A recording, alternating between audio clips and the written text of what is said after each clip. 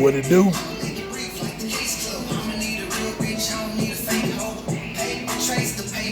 In the lab, y'all. Hold on, let me turn the radio down.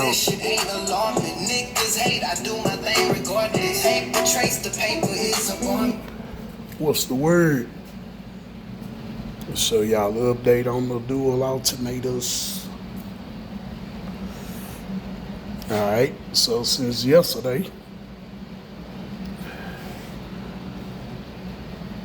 and this what I did.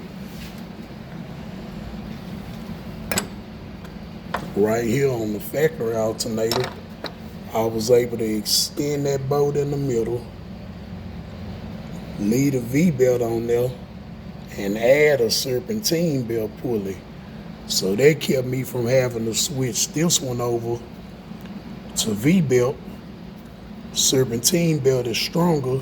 This is I think this is a 320 alternator. So if I needed to upgrade to like a 370 or something or whatever, I can keep it serpentine. I ain't got to worry about having belt issues. So far it's on there. Look like I got my pulleys lined up pretty good. Everything clear, ain't nothing touching nothing. Yeah, so we looking all right. Any adjustments need to be made, shit, it's simple from here.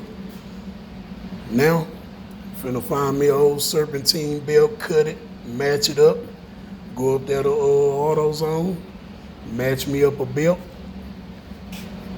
And what I'm thinking, I might can use that same stretch belt from off of like the new Tahoes and stuff, that stretch belt. I might can slide that right on. And I got adjustment room in the front. And I still got room if I need to put a tensioner or anything. So really, I'm already in the dough. It's sturdy. I'm gonna make me a bracket at the bottom. Find me some down here, a little brace. And yeah, we on. Dual alternator set up, old school 307, coming along. Yes, sir.